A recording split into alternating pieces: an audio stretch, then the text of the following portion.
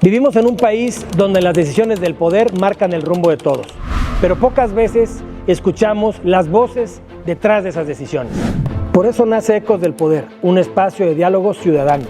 Aquí no buscamos discursos, buscamos entendimiento, reflexión y propósito. Construimos puentes entre quienes toman decisiones y quienes viven sus consecuencias, porque el poder también tiene eco y es momento de escucharlo. Soy Rodrigo Moreno Trujillo y bienvenidos.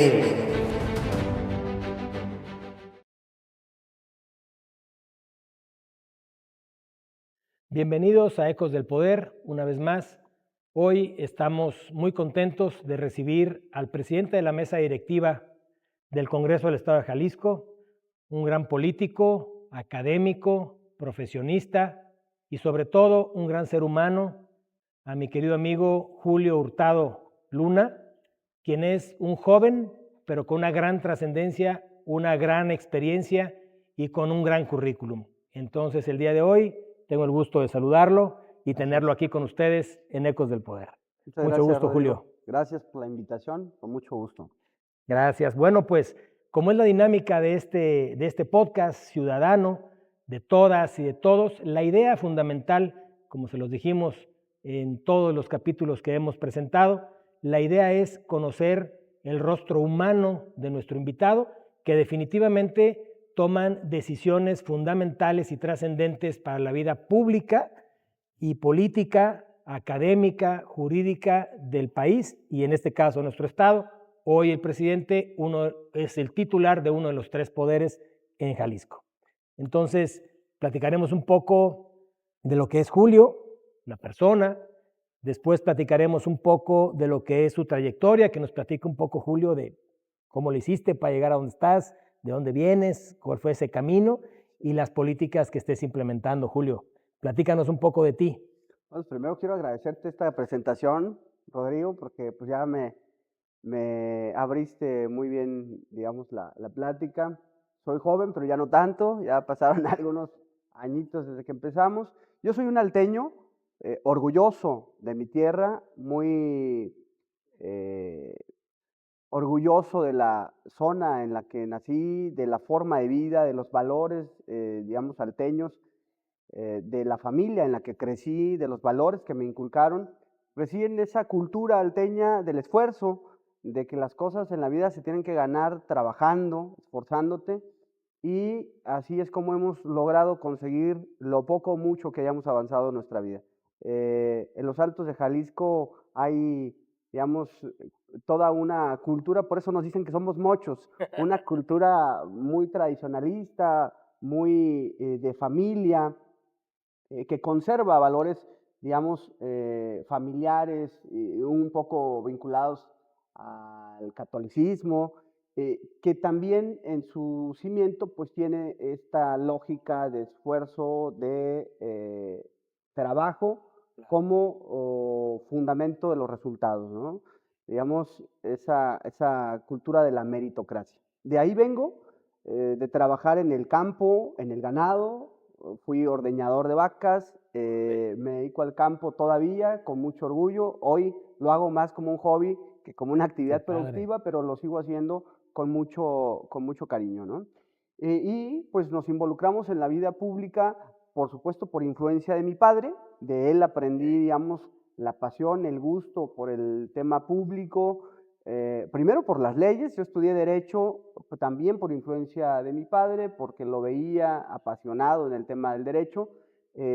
Gracias a su influencia también me involucré en actividades públicas, primero desde el activismo social, Rodrigo, participando en asociaciones civiles, justamente siendo ese puente entre las instituciones gubernamentales y las comunidades vulnerables, primero en nuestra región, en la zona de los Altos, pero luego vimos que había un amplísimo, digamos, cancha de trabajo, y logramos consolidar una asociación civil que tuvo presencia pues en 10 estados de la República. Eso me permitió ver muchos contrastes en este país, muchos matices de la marginalidad, pero también del abuso de poder, también del espacio digamos, no operado, no trabajado desde ningún ente público, y luego ya hubo la oportunidad de participar más directamente en la política desde un espacio público, desde que cumplí la mayoría de edad, es decir, desde que tuve oportunidad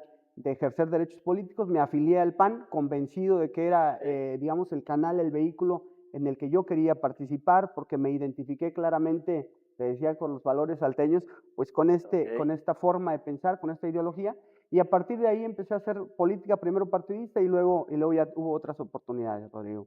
Padrísimo. Entonces, esa parte no me la sabía, que estabas en el campo y que te gustaban el Claro. ganado y que estabas en ese nicho. Pues qué padre. Y ahora, a ver, como inicias en la política o como inicias en la vida pública, platícanos un poco, ¿cómo inicias esto? O sea, ¿cuál fue tu primer cargo? ¿Cuál fue tu primer cartera que tuviste dentro del partido? ¿Fue fuera del partido? ¿Fue en un municipio? ¿Dónde comenzaste? ¿Cómo lo hiciste? Sí, yo empecé en la representación de casillas, ahí empecé, Órale. ese fue mi primer, ahora sí que empecé desde lo básico, Ok. representando casilla. Después tuve oportunidad de ser líder juvenil o representante de los jóvenes en mi municipio. Luego me involucré en la actividad juvenil del partido, digamos, más a nivel estatal.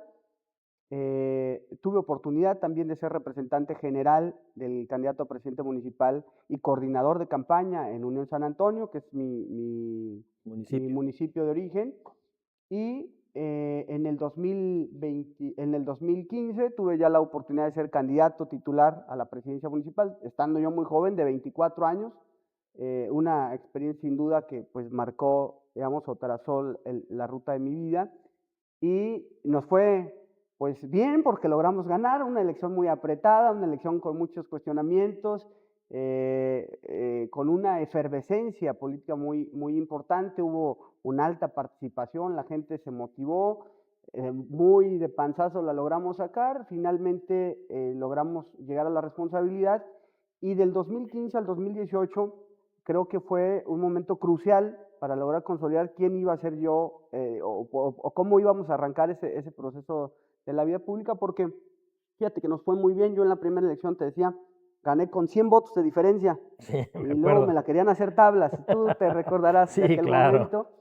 Eh, y en el segundo proceso de elección, porque me tocó además estrenar la ley de la reelección, esta Ujú. reforma Sí. constitucional que permitía que los alcaldes se reeligieran, o que permite todavía, que ya quedará sin vigencia a partir del 30, pude ganar con el 76% de los votos, es decir, hubo un crecimiento exponencial. Pero eso fue reflejo del trabajo que hiciste en la primera administración. Así lo asumo yo, Claro. así lo ha asumido toda la gente que ha acompañado este proceso, es decir, si del 2015 al 2018 logramos ese respaldo social, pues sin duda se debió al trabajo que hicimos y luego creemos que le dimos continuidad porque hubo una especie de irradiación en los municipios cercanos, los municipios colindantes como es Lagos de Moreno, San Diego de Alejandría, Encarnación de Díaz, propio San Juan de los Lagos, de tal manera que lo que yo hice en Unión San Antonio tuvo eco y resonancia en los municipios de la región y pues llegado el proceso electoral del 21 hicimos un sondeo a ver cómo andaba yo de posibilidades de percepción en el distrito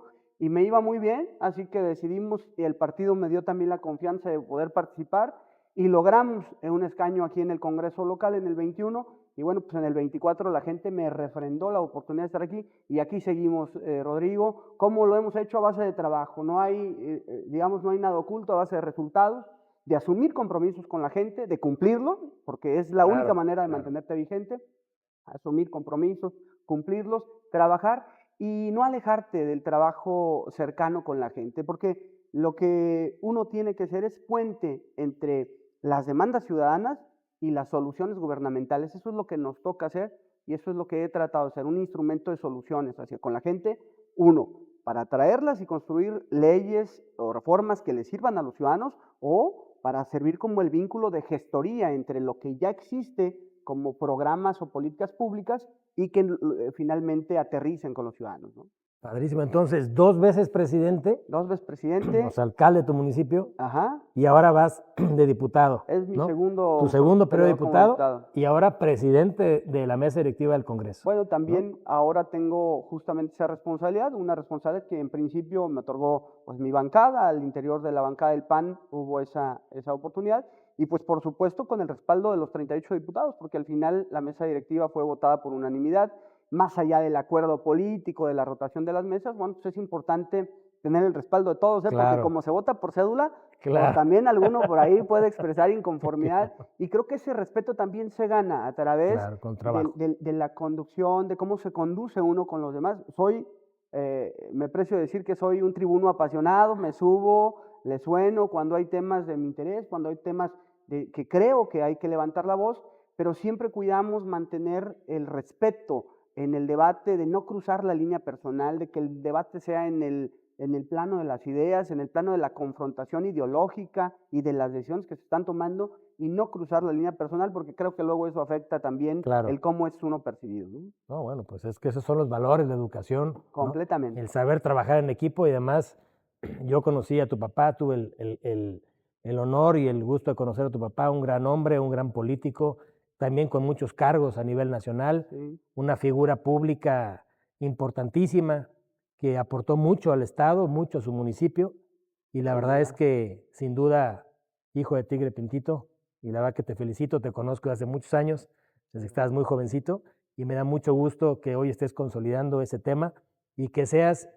uno de los titulares de los 3 poderes en Jalisco a tu corta edad, yo de tu corta edad, porque eres muy joven, y con todo este bagaje que tienes como alcalde, como diputado, hoy como presidente, y platícale un poquito a quien nos escucha, a quien nos ve, ¿qué hace un presidente? O sea, ¿qué figura, qué trabajo tienes que hacer hoy de conducción como presidente de la mesa directiva? Pues porque, a ver, la política es la política. Sí. Yo siempre he dicho, si la relación entre dos personas es compleja, y pues bueno, los egos y las ideas, y como tú dices, pues que si ideas de izquierda, de derecha, de centro y demás, Claro. pues es compleja, pues ese gran don que tienes que tener, esa gran habilidad que tienes que tener para poder trabajar, para poder transitar, para poder coadyuvar ideas, presupuestos, acuerdos y demás con 38 compañeros que tienes, bueno, 37 y tú, que son pues muchísimos, ¿no? Sí, claro. Entonces, ¿cómo le haces? ¿Qué hace un presidente? Platícale a nuestro público qué hace un presidente o cómo lo tienes que conducir. Mira, arrancaría por decir que prácticamente voy arrancando. Estoy a 12 días de haber arrancado en esta responsabilidad. Todavía está por verse si cómo lo vamos a hacer. Tengo Muy la bien. certeza y la confianza de que lo haremos bien, porque estamos preparados para ello. Por eso buscamos también presidir la mesa directiva. ¿Qué le toca hacer a un presidente? Bueno, pues fundamentalmente garantizar el orden, la legalidad, el respeto al procedimiento en la conducción de los debates, en la conducción de las sesiones, garantizar la imparcialidad en el proceso legislativo, en el proceso de debate, y representar al Poder Legislativo ante los otros poderes en eventos públicos, en la representación formal del Congreso la tiene el presidente de la mesa directiva.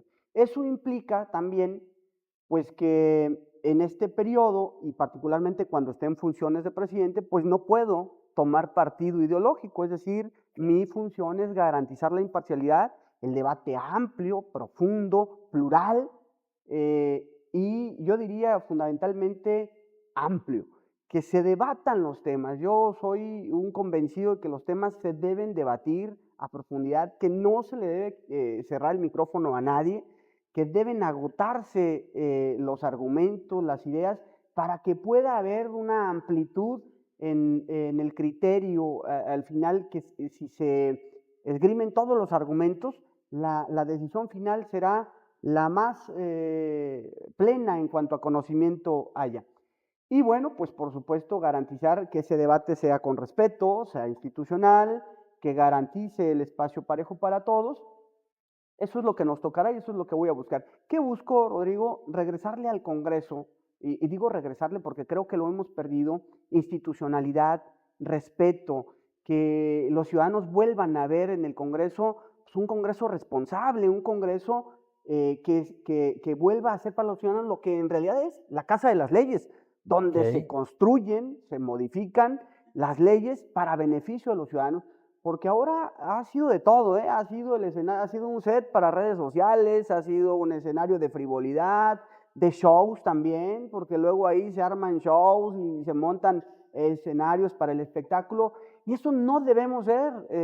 Los diputados somos parlamentarios, tenemos que ir ahí a discutir a profundidad las ideas y generar las mejores leyes y los mejores acuerdos. Y creo que esa deberá ser mi función. Yo estoy convencido, quiero imprimirle justamente ese sello, darle respeto, regresarle institucionalidad, regresarle algo de formalidad a la forma de conducirnos en el Congreso, de conducir las sesiones, pero en general del cómo somos los diputados y el Congreso percibido por los ciudadanos. Es decir, esa será como mi búsqueda en mi tarea en estos próximos 5 meses y medio que nos queda o que estaremos al frente del Congreso. Mira, justo eso que dices, la verdad es que me parece fabuloso porque la figura del representante ciudadano, que en este caso es el diputado, la diputada, o sea, la diputación en general, creo que tiene un gran peso. Tú dijiste algo muy cierto y lo comparto. Eres el confeccionador del derecho, eres el que rige las normas y el que pones las normas de conducción de la propia sociedad dentro de las leyes, ¿no? De la propia Constitución o de Jalisco en este caso, o en su caso de las propias leyes secundarias. Y me parece importantísimo lo que acabas de decir.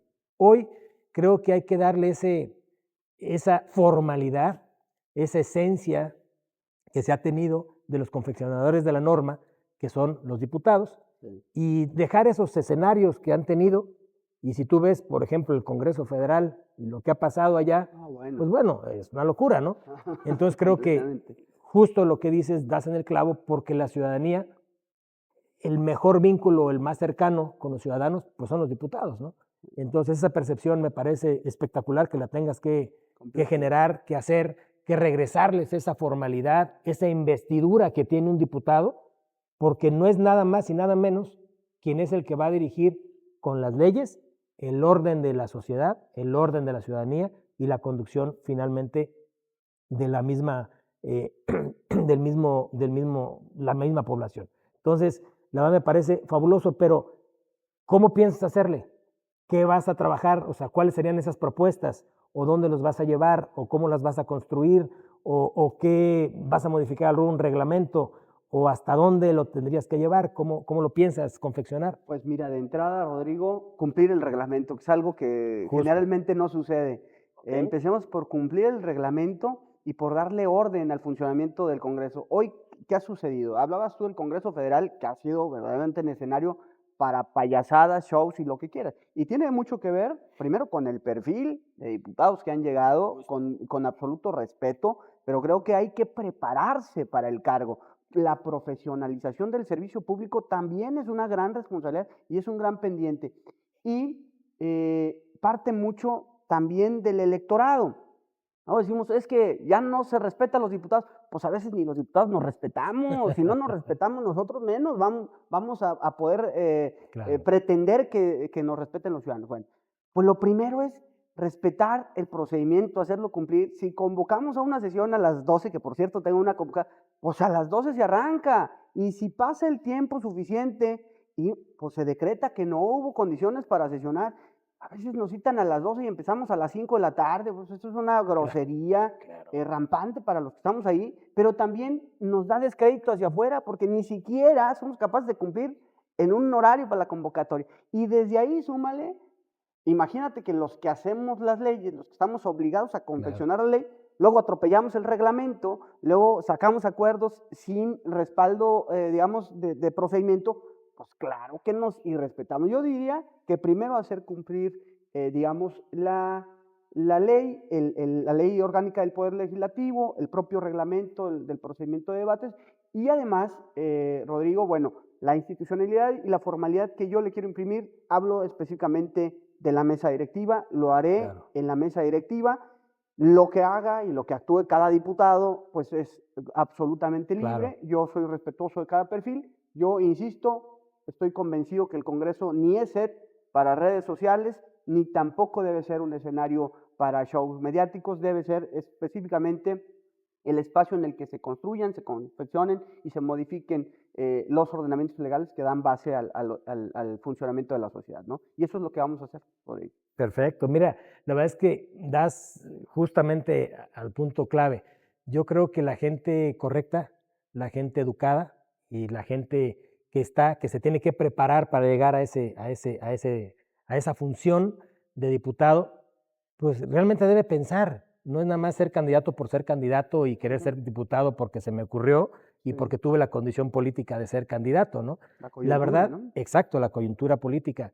Y tienes toda la razón y me da mucha tranquilidad y creo que a todos los que nos escuchan y nos ven les va a dar un enorme gusto saber que se les regresa un poco por orden. Yo siempre he dicho orden, trabajo y disciplina Sí, para tener éxito en los proyectos, cualquiera que sea. claro, Y tú eres un fiel reflejo de eso, de orden, disciplina y de trabajo. claro. Insisto, te conozco hace muchos años, conocí a tu papá, un hombre espectacular, intachable y trabajador. No tenía otra cosa que este hombre trabajaba 24/7 y si habían más horas y también las trabajaba. Y la verdad es que me parece muy bien porque justamente hemos platicado en este podcast también que Jalisco siempre ha sido un referente en muchas cosas, en inteligencia artificial, en presupuesto constitucional, poder judicial, en todas las reformas que se han hecho, en todos los temas trascendentes de la vida pública. Jalisco siempre ha sido un referente de una u otra manera a nivel nacional. Y me parece que hoy el sello que le quieres imprimir al Congreso es pues poner el orden, llevar al orden a las y los diputados para que volvamos a ser ese referente ahora desde el Poder Legislativo. Y Sin me duda. parece espectacular. Y sí, respetar, desde luego, cómo queremos que respeten las leyes que confeccionamos si no respetamos el propio reglamento, ¿no? Completamente, sí, claro. Hay, sin duda, temas que nos van a poner a prueba, están temas importantes. A propósito de que hablabas de que Jalisco ha sido referente en materia de constitucionalismo, tú lo sabes. Sí, Jalisco fue pionero en tema de transparencia a nivel de país. Jalisco ha sido pionero en muchas cosas que hemos servido como ejemplo a nivel nacional. Ahora Jalisco es uno de los 3 estados que no ha logrado o que todavía no ha habido condiciones para aprobar la reforma al Poder Judicial, esta gran transformación constitucional que como país estamos viviendo, y creo que tenemos la oportunidad de hacer la mejor reforma al Poder Judicial que se ha hecho en el país, me refiero a los estados. Ese es uno de los temas, por ejemplo, que pueden regresarle justamente ese respeto que ha tenido Jalisco por mucho tiempo si logramos un gran acuerdo que privilegie la impartición de justicia en nuestro estado, digo, con todos los riesgos que significa este procedimiento, que en el PAN lo hemos señalado muchas veces. Ya es un cambio constitucional al que estamos obligados, pues hay que hacerlo en los mejores términos. Por ejemplo, ese es un tema, cómo construimos nuevamente un sistema de transparencia que le sea útil al ciudadano, entre muchos otros temas que sin duda habrán de discutirse en los próximos meses en el Congreso, que creo que pondrán a prueba justamente la altura de miras y el carácter que en el Congreso se construyan, ¿no? claro, por supuesto. ¿Y sabes qué te iba a comentar? Mira, en eso que dices tú, me parece que no es cosa menor. Hay muchas reformas, hay muchas políticas públicas, hay mucho diseño y confección de derecho positivo que tiene que estar justamente en la Constitución o en las leyes, pero algo trascendente que acabas de tocar es la reforma judicial. Y dijiste algo muy cierto. Me parece que Jalisco hoy tiene justamente esa gran oportunidad para volver a ser pionero y volver a ponerse en el punto clave para hacer lo mejor que ha sido con lo que ya se ha hecho en otros estados o en la propia reforma federal para el Poder Judicial de la Federación, Claro. lo que se ha tomado allá. Qué bueno que Jalisco en este momento no llevó elecciones en 2025, se esperarán al 27 para hacer completas las elecciones y con un marco creo que les da el tiempo suficiente de estudio, de preparación y de ir poniendo y colocando los puntos sobre las IES de qué, de esa reforma constitucional, de cómo se va a hacer y sería definitivamente un gran consenso y eso te tendrá que tocar, ¿no? Como conductor de estos trabajos en la presidencia de la propia Cámara de Diputados. Y además yo diría algo, sí tienen que ponerse de acuerdo, sí tenemos esa gran oportunidad y creo que un llamado a los diputados estaría muy bien no dejarla pasar porque creo que es lo mejor que nos podría ir porque al final del camino, con esa resolución, perdón, con esa iniciativa o con esa confección de reforma, se van a colocar a quienes nos van a revisar y nos van a juzgar el patrimonio, la propiedad, la herencia, el divorcio, en fin, todos los temas jurídicos que pueden haber, que son las y los nuevos titulares del Poder Judicial en la entidad federativa, ¿no? Sin duda alguna. Entonces, Hablábamos hace un rato del perfil de los diputados, ujú, de cómo la profesionalización es importante, pues particularmente en la impartición de justicia lo es mucho más, porque tienen que ver un tema muy técnico, no es que cualquiera pueda hacerlo, y creo que ahí es donde está justamente el riesgo y el tema que hay que cuidar. Decías tú, hay que ver todo lo que se ha hecho, pero también ver lo que no se hizo en la reforma federal y en las reformas de los estados, y ver cómo con la experiencia de una elección que ya se llevó a cabo, de incluso sanciones por el propio Instituto Electoral, acusaciones muy claras, pues hay que ver cómo blindamos la reforma al Poder Judicial en Jalisco. Yo espero que me toque, la verdad es que sería un gran honor, además creo que es una reforma con una trascendencia histórica. Yo creo que no ha habido una reforma constitucional con esa profundidad en muchos años, entonces históricamente sería va a ser, digamos, una reforma muy importante, y por supuesto que sería un gran honor poder dirigir los debates de esta discusión, pero puede también no tocarme porque se puede chutar el balón de claro. más y a lo mejor no me toca, pero si me toca, pues por supuesto que estaremos listos y confiados en que estaremos a la altura de la necesidad del Estado por este debate. Perfecto. No, pues, presidente, amigo, Julio, la verdad es que me pongo a pensar y digo, oye, a ver, este trabajo tan trascendente, ojo, ya estamos en omisión legislativa, Ya, ¿no? bueno, Ya estamos ahorita en a omisión legislativa propósito. a propósito de los temas. Sí, También por ahí hay una reforma, ¿no?, al Código Nacional, materia civil y familiar, sí. que también tendríamos que hacerlo Fuera en de el tiempo. 27 y estamos fuera de tiempo, omisión legislativa para poder, debimos haberlo hecho. Yo quiero pensar que van a instaurar algunas mesas de trabajo para poder llegar a discusión. Creo que la ciudadanía, creo que las personas, los abogados, los académicos, las personalidades que pues le entienden a este tema, podrían coadyuvar en este Sin ejercicio, duda. ¿no? De cómo lo ven, qué se puede hacer, o sea, qué se puede sumar, cuáles son las áreas de oportunidad y cómo ir confeccionando, aunque te diré algo, todas las reformas, todas las leyes, todos los dispositivos son perfectibles, ¿no? Sí, Como claro, cualquier tarea del ser humano, cualquier obra del ser humano, claro. me parece que son perfectibles. No buscamos, en el caso de Jalisco, ser pues, infalibles, ¿no? Tendrán áreas de oportunidad, desde luego, pero creo que hay el tiempo suficiente para poder analizarlo con toda calma y me parece, como tú dices, o sea, hemos sido pioneros en muchas cosas y en este ejercicio, aunque estemos en omisión legislativa, yo diría, hay el tiempo suficiente para poderlo echar a andar. Tendremos una elección, como lo dice el octavo transitorio de la propia reforma federal, de la elección judicial. eh, Tendremos hasta el 27 para que se queden instaurados, ¿no? Y Sí, esto es la gran discusión que puede haber, es hasta cuándo o cuándo la puedo instaurar, ¿no? claro. O sea, la puedo hacer en el 26, la puedo hacer en el 27, la puedo hacer a la mitad. Deberá ser otro punto debatible, me parece muy claro e importante si se va a hacer en la misma elección ordinaria de presidentes y diputados locales y federales, o tiene que ser antes o después.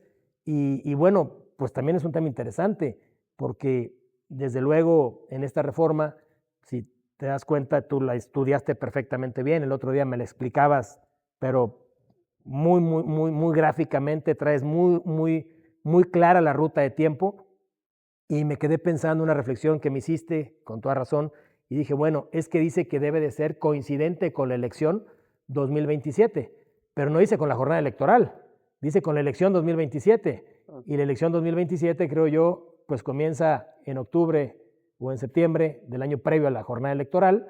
Y bueno, cuando se termine el proceso electoral, con la última sentencia del Tribunal Electoral, ¿no? Claro, Entonces habría que analizarlo, digo, pues tendríamos que hacer un ejercicio la ahí de interpretación profunda. interpretación y leer, yo creo, la reforma de manera sistemática Ajá, y no nada más ver la coincidencia. Podría ser un punto y podría ser una consulta, no lo sé, ¿no?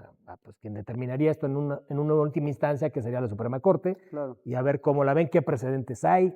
Digo, pues yo desconozco los precedentes que puedan haber en esta materia, si algún estado ya lo consultó, si algún estado ya recurrió a una omisión legislativa, pero en fin, creo que es una gran tarea que tienen. Y yo te preguntaría por último, para cerrar este bonito capítulo, esta plática contigo. Gracias.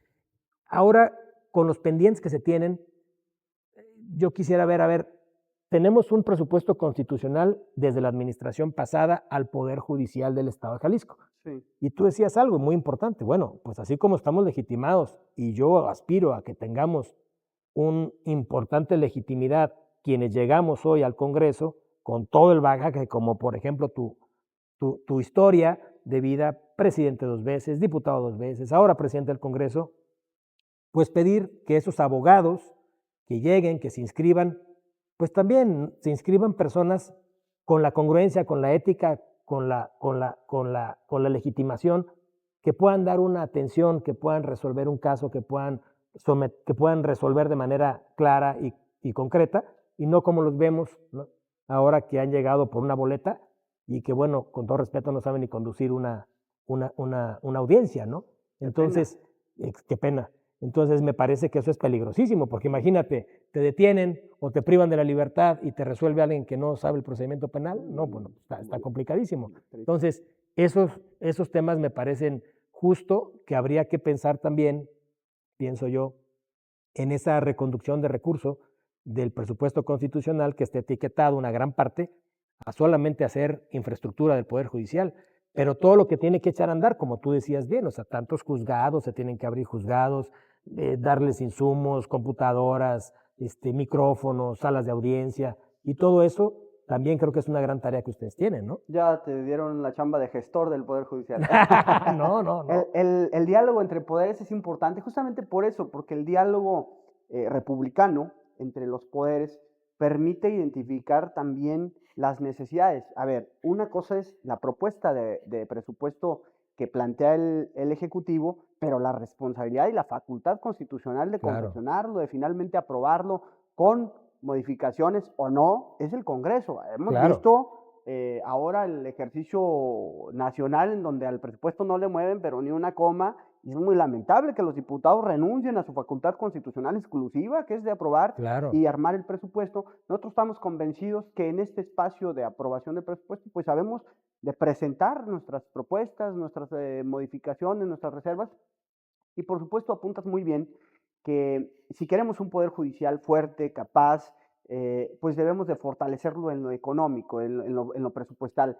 Cualquier discurso en favor de la justicia que no vaya acompañado de presupuesto, pues es un discurso vacío. Solamente así se construirá la fortaleza del Poder Judicial. Y en la reforma debemos cuidar lo que, ahora ya me quito la cachucha de presidente y me pongo la de diputado del PAN, pues lo que el PAN ha propuesto desde siempre. Primero que cuidemos los perfiles, la justicia no puede estar a suerte de una tómbola, estamos convencidos de eso, no vamos a acompañar una propuesta de tómbola. Hay mecanismos, por ejemplo, de desempate o de establecimiento del género, de paridad, pero eso es muy distinto a que dejemos que a la suerte de una tómbola pues salgan ahí, porque eso es renunciar a nuestra responsabilidad. La responsabilidad la tenemos en el legislativo y entonces hacen la tómbola para que si sale por ahí la pelotita de un cuate vinculado a los cárteles digan yo no fui, fue la tómbola. Si sale un cuate que no sabe, yo no fui, fue la tómbola. Eso es evadir la responsabilidad. Si estamos ahí, tenemos una democracia representativa. Y los diputados que estamos en el Congreso estamos ahí porque los ciudadanos nos mandaron ahí a representarlos, asumiendo que teníamos la capacidad de hacerlo. Entonces ahora no nos lavemos las manos como Poncio Pilato, asumamos esa responsabilidad y hagámoslo de cara a la responsabilidad histórica que vamos a tener de transformar el Poder Judicial. Yo estoy convencido que así lo haremos. Como diputado del PAN daré la lucha para que la reforma sea en estos términos, que lleguen los más capaces, los mejor evaluados, los que probadamente tengan, digamos, trayectoria limpia, y que podamos garantizar, vamos, todos somos infalibles, incluso Claro. yo creo que el mejor abogado pudiera tener una falla, pero pues si de entrada dejamos que entre aquel que ni siquiera ha tenido la oportunidad de estar cercano a este proceso de impartición de justicia, pues qué nos va a esperar, ¿no? Por supuesto que lo vamos a cuidar, esa será una lucha que como diputado del PAN haré y que en la conducción de los debates pues trataré de cuidar que sea así. Perfecto, pues yo creo que los ciudadanos definitivamente te lo van a agradecer, se lo van a agradecer al Congreso, que se pongan de acuerdo en esa parte, porque es cierto, o sea, porque soy abogado y tengo una cédula y jamás he ejercido, pues me voy a meter a la tómbola y si salí sorteado, pues salí sorteado, ¿no? No, creo que eso es peligrosísimo. Yo como académico en esta parte lo comparto, con la experiencia que he tenido como magistrado y presidente lo comparto, y con toda una vida pública que también me ha acompañado en el Poder Judicial, creo que sí deberían de tener el mínimo grado de conocimiento, cuando menos de dictar una sentencia o de hacer un acuerdo como secretario, para que tengamos una mejor sociedad y entonces no nos quejemos después de por qué votamos, ¿no? Por supuesto. Pues estamos muy agradecidos contigo, Julio, presidente de la mesa directiva del Congreso del Estado de Jalisco. Te agradecemos infinitamente que hayas venido, que hayas conversado con nosotros. Este es un espacio de diálogo, como te decía, nada técnico, es para que los ciudadanos nos puedan conocer, puedan ver qué hacen los titulares de los órganos. Y bueno, al final del camino esperamos tener una siguiente entrevista, que no sea la primera. Mejor dicho, va a ser la primera de muchas entrevistas que vamos a hacer. Esperemos contar con tu presencia y agradecemos definitivamente aquí al presidente de la mesa directiva del Congreso. Muchas gracias, Rodrigo, Julio. Muchas gracias por esta invitación, un espacio muy agradable para platicar y gracias a todo el equipo. Muchas gracias. Pues nos vemos hasta la próxima. Aquí no buscamos discursos, buscamos entendimiento, reflexión y propósito. Construimos puentes entre quienes toman decisiones y quienes viven sus consecuencias.